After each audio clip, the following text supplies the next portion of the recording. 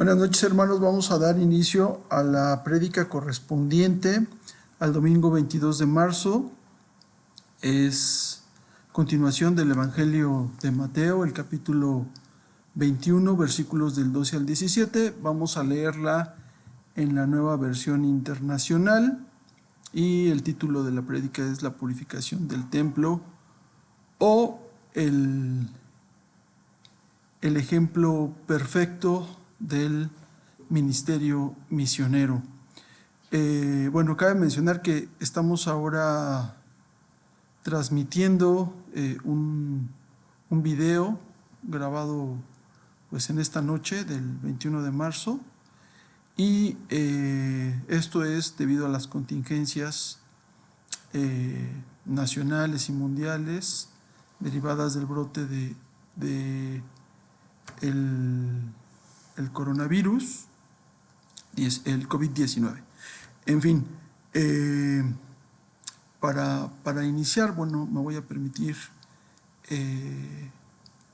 orar por este tiempo, por esta prédica, porque podamos compartir un buen momento de comunión.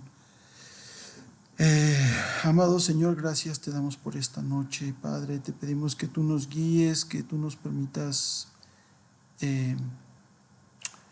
pues entrar en comunión contigo, poder disfrutar de tu palabra y asimismo poder compartir tu palabra para que otros puedan disfrutarla, para que nos gocemos con tu presencia. Te pedimos que estés aquí con nosotros, que acudas a nosotros con tu ayuda, con tu dirección, con tu infinito amor, Señor. Si tú estás aquí con nosotros, no necesitamos nada más. Gracias porque sabemos que estás aquí. Gracias por la familia, gracias por los seres amados, gracias por las fiestas. Aún gracias por esta situación que nos permite probar que más allá de la presencia física podemos compartir tu palabra y encontraremos los medios para hacerlo. Bendito seas por eso.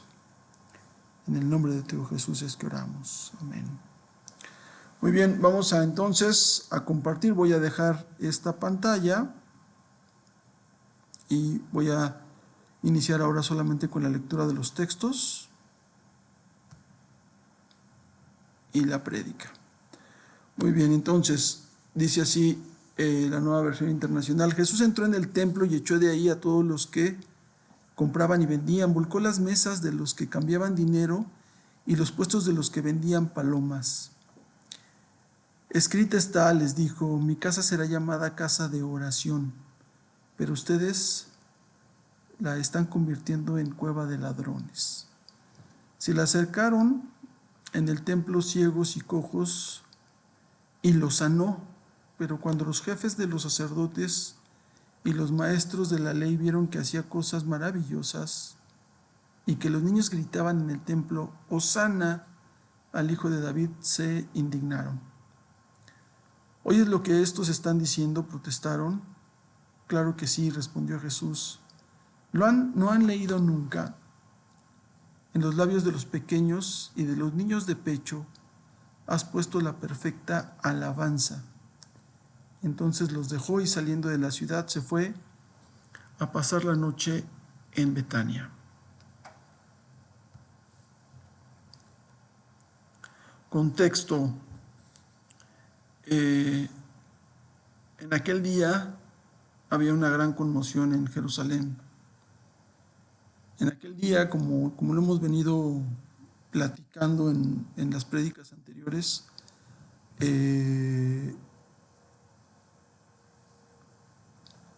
llega el momento en el que Cristo se va a ofrecer a sí mismo como el Mesías prometido en el Antiguo Testamento. Llega el momento en que Cristo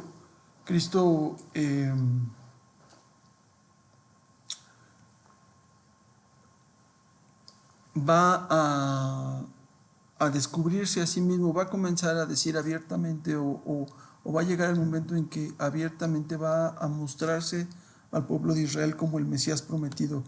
el Mesías que llega humilde y en paz, el Mesías que llega de manera muy diferente a como los judíos lo estaban esperando, que era un rey en un corcel que iba a liberarnos a liberarlos del dominio romano. Él llega en una actitud de un rey, ciertamente, del Mesías, ciertamente, pero de un Mesías totalmente diferente, un Mesías que viene a servir, que viene a liberar del pecado. Y en este contexto, Cristo contempla la ciudad antes de entrar y hace una reflexión acerca de la ciudad, diciendo: Jerusalén, ¿por qué a una hora donde tu Mesías se presenta a ti, tiendes a rechazarlo? Entonces entra a la ciudad y el primer lugar donde se dirige es al templo. Debemos considerar que se están cumpliendo las profecías de cuando el Mesías llega a la ciudad. Una de las más importantes es que es el tiempo perfecto. En Daniel 9:25, Daniel está orando a Dios y pidiéndole que le dé la señal de cuándo será el tiempo en que su pueblo se arrepentirá de corazón y buscará a Dios. Y entonces en ese momento Dios manda al ángel Gabriel con Daniel y le da los tiempos perfectos y le dice: van a pasar primero 7 semanas y después 62 semanas, lo cual hace una suma de 69 semanas. Esas 69 semanas se constituyen cada día como si fuera un año, ¿no? Entonces son 69 por 7 y esto nos da 483 años. Esos 483 años se cumplen en este día, en el día en que Cristo está entrando a la ciudad de Jerusalén. Es extraordinario. Entonces, bueno, ese es el contexto en el que estamos situándonos. Se están cumpliendo las profecías de Jeremías, de Isaías, de Daniel. Se están cumpliendo un sinfín de profecías en este momento y Cristo mismo está diciendo: yo soy el Mesías, en una actitud muy diferente, como ya lo hemos visto, a la actitud que antes había venido mostrando, ¿no? Reservándose, porque no quería que la gente lo aclamara como un rey de este mundo. No querían que lo proclamaran rey. Él quería ser el Mesías, el siervo de Dios. Entonces, bueno, estamos en este contexto cuando leemos el primer versículo que dice: Jesús entró en el templo y echó de ahí a todos los que compraban y vendían, volcó las mesas de los que cambiaban dinero y los puestos de los que vendían palomas. Escrito está: les dijo: mi casa será llamada casa de oración, pero ustedes la han convertido en cueva de ladrones. Tenemos 3 referencias primeras. La primera referencia es que él entra en el área general del templo, el área para los gentiles. La primera vez que él tiene esta actitud de ira, de celo por la casa de su padre, nos la muestra Juan en el capítulo 2, versículo 12. Y en ese momento es la primera, Cristo estaba iniciando su ministerio y es la primera vez que él se confronta con estos cambistas, con estos vendedores de los animales de sacrificio. ¿Y por qué se confronta con ellos? Bueno, muchos judíos viviendo en el extranjero y muchos extranjeros los cuales querían conocer al Dios de Israel, venían a Jerusalén justo a conocer a ese Dios. Y ese Dios en su casa había preparado lugar, que era esta área, donde estos extranjeros deberían de ser recibidos y se les debería demostrar una enorme misericordia. Se les debería de enseñar las costumbres, se les debería de dar testimonio de la misericordia del pueblo de Israel, de la misericordia de Dios a través del testimonio de Israel. Pero Israel, Judá, en vez de esto, hizo una casa de cambio en donde el cambio por las monedas era exagerado. ¿no? Llegaba a ser 10 veces aún. Entonces, si tú traías tus propios animales, los sacerdotes podían calificarlos como no aptos, como no puros, como no perfectos. Entonces era mejor que tú compraras los animales en ese momento, en ese lugar del templo. Y entonces tenías que cambiar primero tu dinero extranjero por el dinero local para poder comprar un animal de sacrificio. Y esto hacía entonces que hubiera un gran abuso y además un abuso coludido con las autoridades. Hago un paréntesis aquí y entonces debemos pensar cómo los propósitos de Dios, los propósitos de la casa de Dios son transformados, son puestos por debajo de los propósitos del hombre, ¿no?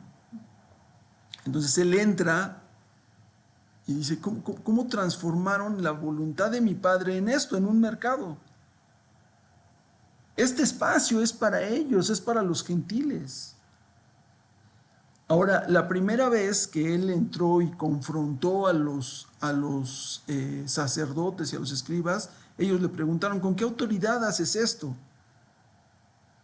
En esta ocasión no le están preguntando con qué autoridad. ¿Por qué? Porque el pueblo, los gentiles que lo acaban de alabar, que le acaban de decir, Hosana, hijo de David, están con él, lo están siguiendo, están llegando con él al templo. Y entonces, esta llegada al templo es respaldada por todo el pueblo, por este pueblo oprimido, estos galileos, que prácticamente no son considerados judíos, ¿no? Son despreciados por los judíos. Entonces, con todo el apoyo de estos gentiles, pues él entra por segunda vez a la casa de su padre. ¿Cómo nos lo narra Juan? Bueno, Juan nos dice así: se acercaba la fecha de la celebración de la Pascua judía, así que Jesús fue a Jerusalén, vio en la zona del templo había comerciantes que vendían ganado, ovejas y palomas para los sacrificios, vio a otros que estaban en sus mesas cambiando dinero extranjero. Jesús se hizo un látigo con unas cuerdas y expulsó a todos del templo, echó las ovejas y el ganado, arrojó por el suelo las monedas de los cambistas y les volteó las mesas. Luego se dirigió a los que vendían palomas y les dijo, saquen todas estas cosas de aquí, dejen de convertir la casa de mi padre en un mercado. Entonces sus discípulos recordaron la profecía de las Escrituras que dice, el celo por la casa de Dios me consumirá. Pero los líderes judíos exigieron, ¿qué estás haciendo?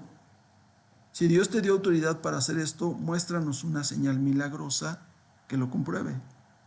De acuerdo, contestó Jesús, destruyan este templo y en 3 días lo levantaré. Más adelante, los discípulos aclaran que se dieron cuenta que cuando él resucitó estaba hablando de su propio cuerpo. Cuando dice, destruyan este templo y en 3 días lo resucitaré, lo restauraré, está hablando de su propio cuerpo. Bueno, es muy interesante, como les decía, que en este momento que él no tiene a toda la gente vitoreándolo, pues los escribas le dicen, oye, ¿con qué autoridad haces esto? Lo quieren detener. Y bueno, él les dice, de acuerdo. Los está confrontando, pero los está confrontando de una manera muy consciente, con autoridad, ¿sí? Con la autoridad que le da el respaldo de su padre, más que de los hombres de su padre. Y entonces, vamos un poco más adelante, él está usando, cuando los discípulos dicen, entonces recordaron un texto que decía, el celo de la casa de mi padre me consumirá. Los discípulos están usando el texto del Salmo 69 que dice así, en la fracción del 5 al 9 dice, oh Dios, tú sabes lo necio que soy. veamos la hermosura del salmo, es un salmo escrito por David, pero veamos cómo David está hablando de su pueblo, está hablando de sí mismo, pero también de su pueblo. Y veamos cómo el Espíritu Santo va llevando a David. Esto es hermosísimo. Habla de su pueblo, contesta a Cristo y nos sitúa en el momento en el que estamos ahorita, ¿no? Vayamos desglosando, vayamos escudriñando el texto. Dice: oh Dios, tú sabes lo necio que soy. De ti no puedo ocultar mis pecados. No dejes que los que confían en ti sean avergonzados por mi culpa. Oh Señor soberano de los ejércitos celestiales. Está describiendo de manera perfecta lo que está pasando en el templo. Dice: yo soy Israel, soy un necio, estoy comerciando con tu templo, y al comerciar con tu templo y al dar este testimonio, los que quieren venir a ti son alejados porque ven como abuso del extranjero, ven como comercio con tu palabra, ven como comercio con tu templo, y los que quisieran creer en ti no pueden creer en ti por el testimonio que estoy dando. No dejes que los que confían en ti sean avergonzados por mi culpa, oh Señor, soberano de los ejércitos celestiales. No permitas que sean humillados por mi causa, oh Dios de Israel. Entonces viene la respuesta: pero yo soporto insultos por amor a ti. Este es Cristo, ciertamente. Este es Cristo que va a ser insultado, va a ser confrontado. Pero yo soporto insultos por amor a ti. Tengo la humillación dibujada en todo mi rostro. Hasta mis propios hermanos fingen no conocerme. Claro, las autoridades, los escribas, los sacerdotes, fingen no saber quién es Cristo. Me tratan como un extraño. El celo por tu casa me ha consumido, y los insultos de aquellos que te insultan han caído sobre mí. Ciertamente Él va a cargar con todos los pecados del mundo, aún estos pecados de los que han transformado la casa de su padre en un mercado, en el que han torcido la voluntad de su padre en un comercio. Aún de esos pecados Él se va a hacer cargo, Él va a pagar por ellos. Él les va a dar la oportunidad de arrepentirse si creen en Él. Muy bien. De acuerdo, contestó Jesús: destruyan este templo y en 3 días lo levantaré. Debemos quedarnos con ese texto, por favor. Muy bien, vamos más adelante. Isaías 56, 8. La otra parte que habíamos visto es: mi casa será llamada casa de oración. Esta es una referencia a Isaías 56. Leemos Isaías 56 del 6 al 8, que dice: también bendeciré a los extranjeros. Sí, ciertamente este lugar del templo es para extranjeros. Es muy importante todas estas connotaciones para que podamos ver la exactitud de la palabra, la exactitud de los textos bíblicos. No estamos inventando nada, no estamos tratando de armar aquí una historia, es la exactitud del texto bíblico la que se va conformando. Entonces dice: también bendecirá a los extranjeros que se comprometan con el Señor, quienes lo sirvan y amen su nombre, quienes lo adoren y no profanen el día de descanso, y quienes se mantengan fieles a mi pacto. Los llevaré a mi monte santo de Jerusalén y los llenaré de alegría en mi casa de oración. Aceptaré sus ofrendas quemadas y sus sacrificios. Por eso es que los extranjeros tenían que llegar al templo y cambiar y tener sus ofrendas, porque eso les iba a dar el derecho de orar, de acercarse a Dios, de entrar en comunión con Dios. No era un acto superficial, no era un acto de forma. Era algo que Dios les estaba pidiendo que cumplieran para poder entrar en comunión con Él. Entonces, dice: y los llenaré de alegría en mi casa de oración. Aceptaré sus ofrendas quemadas y sus sacrificios. ¿Qué nos está diciendo? La ofrenda. ¿Qué nos dice Dios que es la ofrenda? ¿Qué nos dice Dios que es ese llegar a su casa, nosotros que somos gentiles? Aquí no solamente está hablando de esos gentiles, está hablando de estos gentiles, estos que somos nosotros, y nos está dando una gran noticia. Dice: y los llenaré de alegría en mi casa de oración. Tu propósito al venir a mi casa es orar. Y mi propósito es llenarte de alegría. ¿Cómo se cumplen estos dos propósitos? Prepara tu ofrenda. Prepara tu ofrenda porque yo voy a recibir tu ofrenda. ¿Quieres venir alegre a mi casa? Prepara tu ofrenda porque yo voy a recibir tu ofrenda. ¿Y qué crees? Que a través de esa ofrenda te vas a llenar de alegría. Vas a poder entrar en comunión conmigo y vamos a hacer juntos en comunión oración. Qué extraordinario. Y dice así, porque mi pueblo será llamada, porque mi templo será llamado casa de oración para todas las naciones. Este templo majestuoso, construido por un tirano, porque el templo es de Dios, pero quien lo construye no es el mejor ejemplo de un adorador de Dios. ¿Por qué? Bueno, pues porque ya vimos, ¿no? El templo es construido con ciertos propósitos comerciales, ¿sale? Pero Dios aún esa mala actitud, esa mala intención la transforma y nos dice cuál es la verdadera intención. La verdadera intención es que su templo sea llamado casa de oración para todas las naciones, pues el Señor soberano que hace volver a los marginados de Israel dice, traeré a otros también, además de mi pueblo Israel. Esos, hermanos míos, alégrense porque esos somos nosotros. Entonces, vamos más adelante con la tercer cita. Dice, mi casa, han convertido mi casa en cueva de ladrones. Y ahí lo que está haciendo es una clara referencia a Jeremías 7. Ay, muchas gracias por el agüita.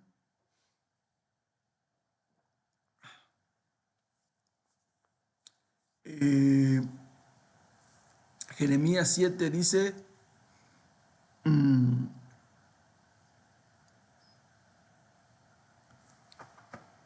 ¿dónde tengo Jeremías? El Señor le dio otro.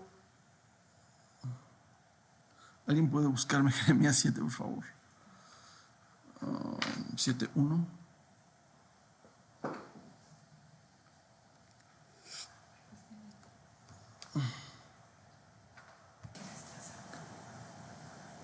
Jeremías 7 dice así, el Señor le dio otro mensaje a Jeremías diciendo, vete a la entrada del templo del Señor y dale el siguiente mensaje al pueblo. Oh Judá, escucha este mensaje del Señor. Escúchenlo todos ustedes que aquí adoran al Señor. Esto dice el Señor de los ejércitos celestiales, Dios de Israel. Incluso ahora si abandonan sus malos caminos, les permitiré quedarse en mi propia tierra. ¿Qué estamos viendo? Que no es de nuevo, ¿no? Que el templo y los propósitos de Dios sean quebrantados, sean trucados. Bueno, más adelante en Jeremías, en el mismo capítulo 7, pero en el versículo 8 dice, no se dejen engañar ni crean que nunca tendrán que sufrir porque el templo está aquí. Es una mentira. De verdad piensan que pueden robar, matar, cometer adulterio, mentir y quemar incienso a Baal y a otros nuevos dioses que tienen y luego venir y presentarse delante de mí en mi templo a repetir estamos a salvo, solo para irse a cometer nuevamente todas las mismas maldades. ¿No reconocen ustedes mismos que este templo que lleva mi nombre se ha convertido en una cueva de ladrones? Ahí viene la referencia directa y dice, les aseguro que veo todo el mal que ocurre allí. Yo, el Señor, he hablado. Bueno, vamos a hacer también aquí una distinción. Hemos visto cómo en la misma época cuando Jesús estuvo aquí, 2 veces tuvo que hacer la misma observación a su pueblo. Estás convirtiendo la casa de mi padre en un mercado. Sí, y podríamos pensar, oye, qué necios, ¿no? Pero bueno, no eran necios de ese momento, eran necios de generación tras generación, porque desde Jeremías, cientos de años antes de Cristo, Dios mismo envió a Jeremías a decir, ve y párate enfrente del templo, ¿no? De este mismo templo. Y dile a mi pueblo que no permitiré que cambien mis propósitos. Bueno, entonces pensemos 2000 años después de Cristo. No pensemos en los judíos, pensemos en nosotros, en cada uno de nosotros. Y pensemos cómo Pablo en repetidas ocasiones nos habló acerca de que nuestro cuerpo es el templo del Espíritu. Es ahora la casa de Dios, ¿no? Y entonces, pongámosle nombre a este texto y digamos, no te dejes engañar, David. No te dejes engañar, Tere.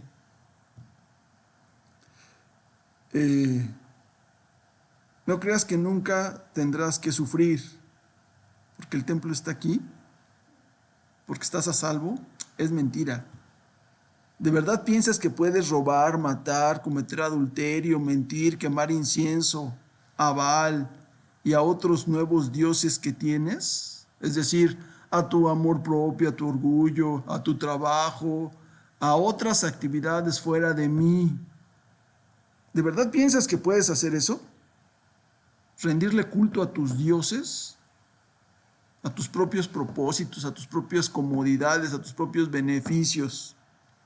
Solo para irte a cometer nuevamente, y luego venir y presentarte delante de mí en mi templo, es decir, y luego venir cada domingo y escuchar la prédica y entonces gritar, estamos a salvo, somos cristianos y somos salvos. Solo para irte y cometer nuevamente todas las mismas maldades. ¿No reconocen ustedes mismos que este templo que lleva mi nombre se ha convertido en una cueva de ladrones? Les aseguro que veo todo el mal que ocurre ahí. He visto todos los actos que has cometido. Yo, el Señor, he hablado. Vamos más adelante. Y para este punto podemos hacer una pausa y podemos hacer un alto y revisar nuevamente el desarrollo de estos acontecimientos. ¿En dónde estamos parados? Jesús entra como el Mesías anunciado en el Antiguo Testamento, es decir, se presenta a sí mismo como el libertador de su pueblo que viene en paz y humilde. Llega a su casa, que debería ser el testimonio mismo de la misericordia de todos los pueblos. Jesús encuentra por segunda vez a los vendedores y cambistas, convirtiendo su casa en epicentro de injusticia y abuso en complicidad con las autoridades. Hemos visto cómo una y otra vez el pueblo usa la casa de Dios para los propósitos del hombre. Y Jesús enfrenta nuevamente a los comerciantes y limpia el templo sin que esta vez le pregunte nadie qué autoridad tiene, y el pueblo está detrás de él respaldando sus acciones y autoridad. En ese momento, en este contexto, haciendo esta recapitulación, en medio de esta ira santa, se le acercaron en el templo ciegos y cojos. Y Mateo aquí es muy enfático, dice, y lo sanó. Fue de inmediato. Ese y lo sanó en el hebreo es, los acepta, se le acercan estos necesitados, estos desvalidos, estos que en algún momento dijo Jesús, tengo compasión de ellos porque no tienen pastor. Ellos se le acercan y entonces Él los sana. ¿Y por qué hicimos este paréntesis? Bueno, porque cabe la pregunta, ¿cuál es el propósito último de las acciones de Dios a través de la obra misionera de Cristo. ¿Por qué si en repetidas ocasiones este pueblo lo defrauda, le roba y hace el propósito del propósito que tiene Dios, comete pues estos abusos? ¿Por qué Dios mantiene esta infinita misericordia? ¿Por qué Cristo acepta a estas personas y todavía en medio de este punto de ira recibe a estos cojos y ciegos y de inmediato los sana? Bueno, la referencia es Isaías 48, 9, 11. Vamos a leerlo. Denme un segundo. Primero, antes de ir a Isaías, hay una primera respuesta para esta pregunta. ¿Cuál es el propósito último de las acciones de Dios a través de la obra misionera de Cristo? Y en palabras de Jonathan Edwards, dice así: Dios se debe respeto a sí mismo por ser Él el fin u objeto más elevado en esta obra de la creación, porque Él es digno en sí mismo, pues es infinitamente el mayor de todos los seres. Todo lo demás en relación con su dignidad, importancia y esencia son menos que nada. ¿En qué texto bíblico se está fundamentando John Edwards para dar esta síntesis? Bueno, pues en Romanos 11, 33, 36, que dice: qué grande es la riqueza, la sabiduría y el conocimiento de Dios. Es realmente imposible para nosotros entender sus decisiones y sus caminos. Pues ¿quién puede conocer los pensamientos del Señor? ¿Quién sabe lo suficiente para aconsejarlo? ¿Y quién le ha entregado tanto para que Él tenga que devolvérselo? Pues todas las cosas provienen de Él y existen por su poder y son para su gloria. A Él sea toda la gloria por siempre. Amén. ¿Qué es lo que nos está diciendo Jonathan Edwards? ¿Por qué Cristo llega con esta ira santa a echar a los cambistas, a reclamar el derecho del propósito de su padre, a reclamar el derecho de que su casa sea casa de oración?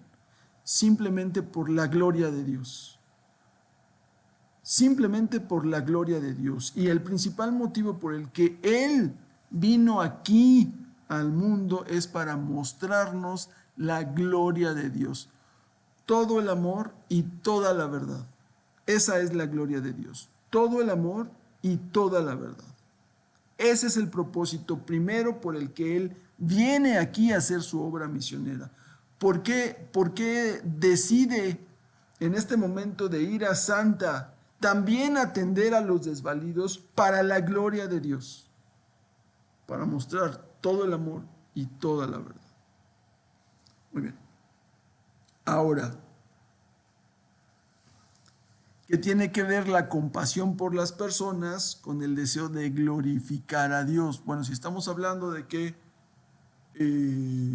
Cristo viene a glorificar a Dios, ¿cómo podemos conectar el que Él esté salvando a cojos y ciegos pecadores? ¿Eso cómo glorifica a Dios? Esa es la pregunta. ¿No? Entonces, en las palabras de John Piper, dice así: la mayoría de nosotros está de acuerdo en que Jesús no solo vino a vindicar la justicia de Dios y a exaltar la gloria de Dios. Ese es su propósito primero, ¿no? Él pone un pie en este mundo exaltando la gloria de Dios. Pero después pone el otro, sino que también vino a rescatar a los pecadores de la miseria eterna. ¿Sí? Entonces, hoy preguntaba en una comida cuál es el propósito del ministerio de Cristo. Bueno, aquí está el propósito del ministerio de Cristo. Jesús no solo vino a vindicar la justicia de Dios y a exaltar la gloria de Dios, sino que también vino a rescatar a los pecadores de la miseria eterna. Si no es Cristo quien salva a esos ciegos y a esos cojos, y no estamos hablando de curar su ceguera solamente, o de curar su discapacidad física, no estamos hablando solo de eso. Los está rescatando de su propio pecado, del infierno eterno de vivir alejado de su Padre. Eso es lo que está sucediendo aquí. ¿Y cómo podríamos verdaderamente darle gloria a Dios si no queremos vivir eternamente con Dios, si no tenemos la necesidad de querer estar con Dios, si no tenemos a Dios como nuestro más grande tesoro, como nuestro más noble propósito y objetivo en la vida? ¿Para qué queremos ser rescatados si no quisiéramos estar con Él? No tendría mucho sentido este anhelo, ser rescatados. ¿Para qué? Muy bien, ahora sí vamos a Isaías 48, la nueva al 11, dice así: sin embargo, por el amor y la honra de mi nombre, contendré mi enojo y no te aniquilaré. Te he refinado, pero no como se refina la plata, más bien te he refinado en el horno del sufrimiento. Te rescataré por amor de mí. Sí, por amor de mí mismo. No permitiré que se manche mi reputación, ni compartiré mi gloria con los ídolos. El rescatar a los perdidos, nuevamente, el tener misericordia por ellos, el que nosotros hoy podamos tener salvación, tiene que estar ligado al amor que tenemos por honrar a Dios, por rendirle gloria a Dios. ¿Queremos ir al cielo? No, si Dios no va a estar ahí, no me sirve. Quiero ser salvo, si no voy a estar en la presencia de mi Dios, no me sirve. Porque yo quiero estar con Dios, no quiero ir al paraíso, no quiero unas vacaciones en Hawái. Quiero estar con Dios, donde Él me indique. Y tendré que pasar por el horno de sufrimiento primero, seguramente. Y hay uno para cada uno de nosotros. No lo estoy inventando, no estoy tratando de ser apocalíptico. Más bien te he refinado en el horno del sufrimiento. Te rescataré por amor de mí. Hay que tener amor a Dios, un verdadero, un profundo amor a Dios. Esa es la verdadera salvación. Cristo vino a enseñarnos ese profundo amor a Dios. Es la única manera de poder encontrar salvación. Muy bien. Entonces, vamos más adelante y en el versículo 15 dice: pero cuando los jefes de los sacerdotes y los maestros de la ley vieron que hacía cosas maravillosas y que los niños gritaban en el templo, Hosana al hijo de David, se indignaron. ¿Oyes lo que esos están diciendo? Protestaron. Miren cómo vuelve a contestar Cristo: claro que sí. Respondió Jesús: ¿no han leído nunca: en los labios de los pequeños y de los niños de pecho has puesto la perfecta alabanza?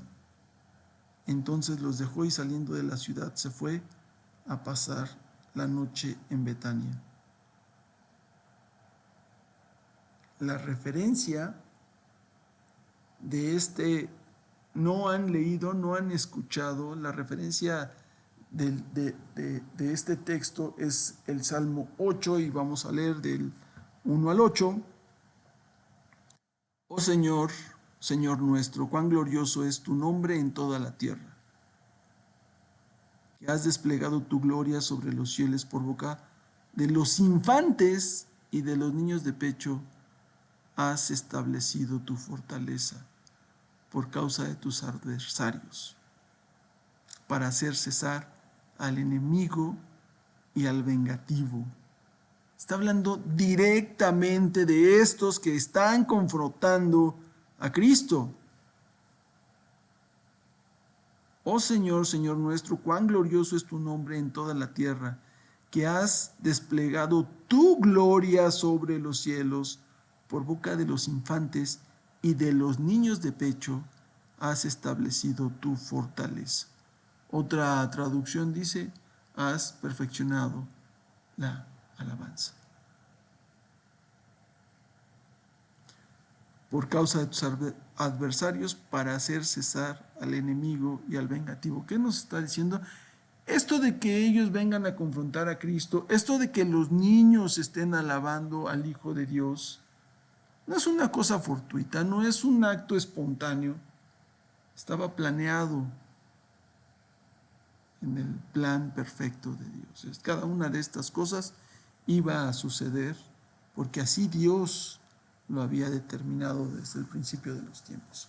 Cuando veo tus cielos, obra de tus dedos, la luna y las estrellas que tú has establecido, ven lo hermoso, lo profundo que David llega a entender el amor que Dios siente por él.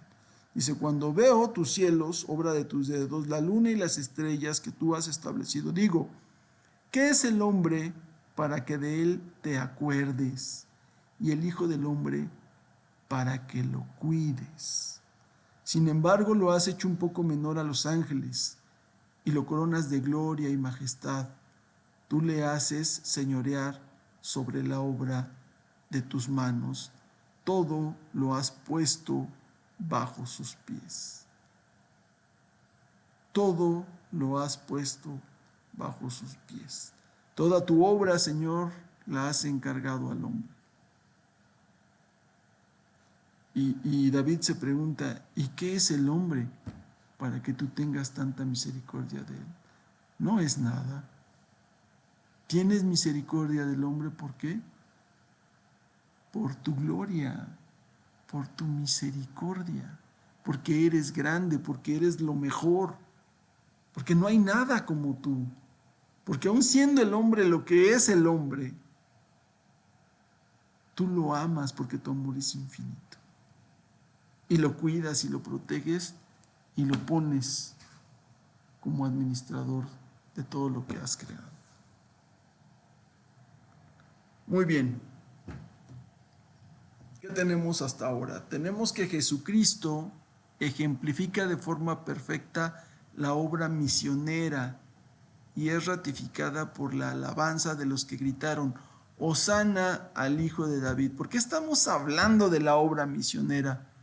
Todos sabemos que Cristo fue el primer misionero, ¿no? ¿Qué es un misionero? Pues es el que va, el que sale de su tierra, el que sale de su lugar y va a otra tierra, a otro país, en este caso a otro mundo, ¿no?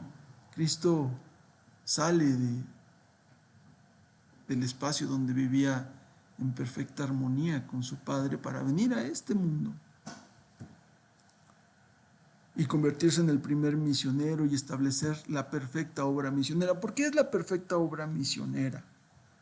Bueno, Dios no creó el mundo para que su gloria fuera de incógnito. Creo que a través de esto que hemos estado platicando nos queda claro que Dios quiere que su obra sea expuesta, sea exhibida, sea entendida, sea amada, sea disfrutada, ¿no? Tampoco redime a las personas solo para una experiencia personal e intransferible de su belleza. Es necesario, es bueno, es grato tener una relación personal con Dios, por supuesto. Es necesario, por supuesto. Es indispensable, por supuesto. Pero no es lo único. ¿Hay algo más?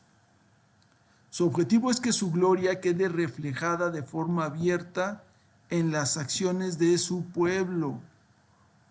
Lo voy a volver a leer. Su objetivo es que su gloria quede reflejada de forma abierta en las acciones de su pueblo. Un pueblo cuyos pensamientos o ideas de Dios reflejan la verdad de Dios y cuyo amor refleja la valía de Dios. La adoración es ver, saborear y mostrar la gloria de todo lo que Dios es para nosotros en Jesucristo. ¿Qué se está cumpliendo en una obra misionera? Se muestra a través de nuestro testimonio la obra de Dios. Ejemplo perfecto, Cristo. ¿Qué se muestra a través de una obra misionera? El rescate de los perdidos. La salvación llevada a los perdidos. Ejemplo, Cristo. ¿Qué se muestra en una obra misionera? La adoración a Dios. Esa profunda adoración, esa comunión con Dios. No deseo nada más que estar con Dios. No deseo nada más que esta relación con Dios. Estos momentos de compartir su palabra, de entenderlo un poco más. Quisiera estar así por siempre, ¿no? En una eterna comunión con Dios. El ejemplo perfecto, Cristo. Y ese ejemplo lo tenemos en este pasaje que acabamos de compartir, ¿no? Él llega al templo, rescata el honor de Dios, enseña cuál es el verdadero propósito de Dios, salva a los necesitados, ¿no es así? Y finalmente los niños alaban a Dios por la obra de Cristo. Se cumple el ejemplo perfecto de la obra misionera. Muy bien, ¿qué queda para nosotros? ¿Cuál es el papel de la iglesia en todo esto? Bueno, como siempre, tenemos a nuestro exégeta favorito, que es Pablo, el cual nos va a ayudar en la enseñanza que da a Timoteo, diciéndole esto: en primer lugar, te ruego que ores por todos los seres humanos. Pídele a Dios que los ayude, intercede en su favor y da gracias por ellos. Ora de ese modo por los reyes y por todos los que están en autoridad, para que podamos tener una vida pacífica y tranquila, caracterizada por la devoción a Dios y la dignidad. Esto es bueno y le agrada a Dios, nuestro Salvador, quien quiere que todos se salven y lleguen a conocer la verdad. Pues hay un Dios y un mediador que puede reconciliar a la humanidad con Dios, y es el hombre Cristo Jesús. Él dio su vida para comprarles la libertad a todos. Este es el mensaje que Dios le dio al mundo, justo en el momento preciso. Y yo fui elegido como predicador y apóstol para enseñarle a los gentiles este mensaje acerca de la fe y la verdad. No estoy exagerando, solo digo la verdad.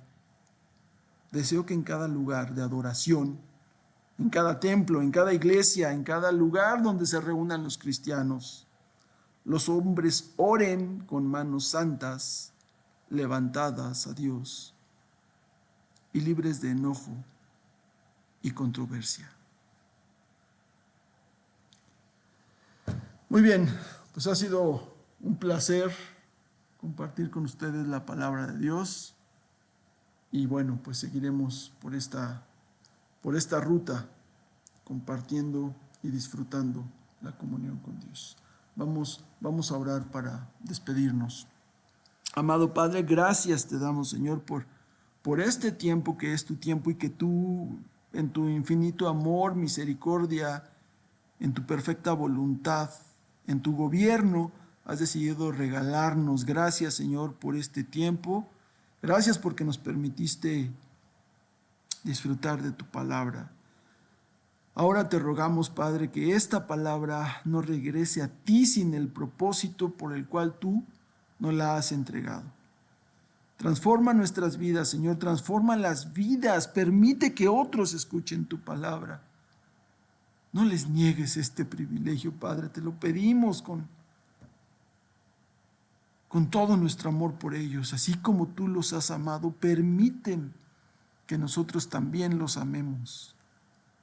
Permite que trabajemos por ellos. Permite que nos comuniquemos con ellos a través de nuestro testimonio, que más allá de nuestras palabras, Señor, habla en nuestro testimonio, transforma nuestras vidas, Padre. Nuevamente, gracias por este tiempo, Señor. En el bendito nombre de tu Hijo Jesús es que hemos orado y hemos compartido. Amén.